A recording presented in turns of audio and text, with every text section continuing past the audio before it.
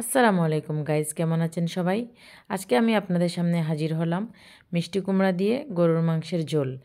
একটা প্যানের মধ্যে আমি গরম তেলে ছেড়ে দিলাম আমার মাংসটা। এখানে প্রায় 400 গ্রামের মতো গরুর মাংস আছে। এরপরে দিয়ে দিব এখানে 2 চা চামচ আদা বাটা, 2 চা চামচ রসুন বাটা আছে, দিয়ে দিলাম। দিয়ে একটু নেড়েচেড়ে মিক্স করে দিব আদা বাটা রসুন বাটা। এটা হচ্ছে আমাদের সিলেটের খুবই ফেমাস একটা খাবার, গরুর মাংস দিয়ে মিষ্টি কুমড়ার ঝোল।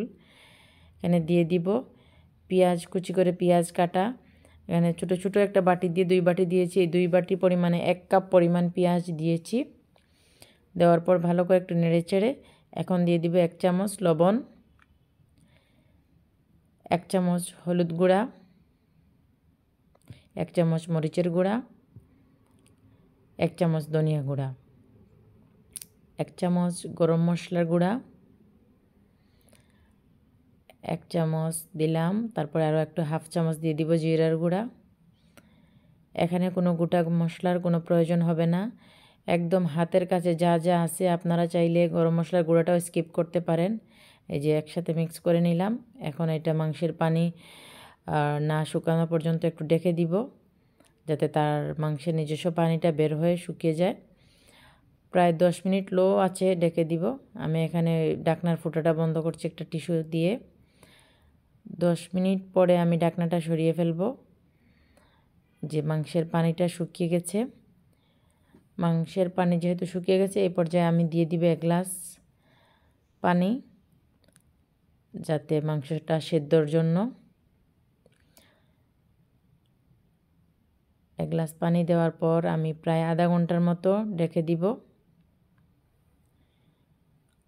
একদম চুলার আঁচটা একদম লো আঁচে রেখে দিব আধা ঘন্টা, যাতে মাংসটা ভালো করে সিদ্ধ হয়। আধা ঘন্টা পরে আমি চলে আসছি।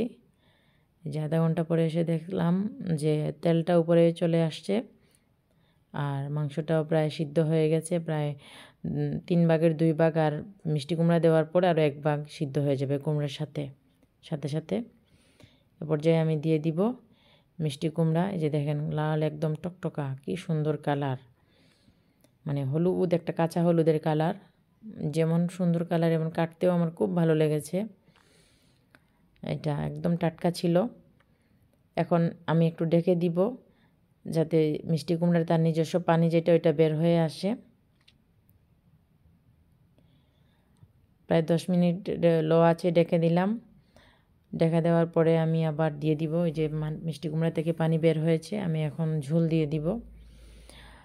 আমরা মিষ্টি কুমড়াতে একটু ঝোল ঝোল রাখি, কারণ চুলা বন্ধ করার পর ঠান্ডা হওয়ার সাথে সাথে মিষ্টি কুমড়া তার ঝোলটা টেনে নেয়। ওই জন্য একটু বেশি ঝোল দিয়ে দিলাম, যাতে পানি টানলেও একটু ঝোল পাওয়া যায়। আর একটা এই মাংস দিয়ে মিষ্টি কুমড়াটা একটু ঝোল ঝোল করে খেতে হয়। ধন্যবাদ সবাইকে।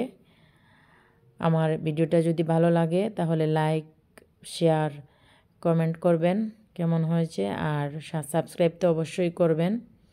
ভালো থাকবেন সবাই। আল্লাহ হাফিজ। আবার দেখা হবে নতুন কোনো ভিডিওতে। বাই।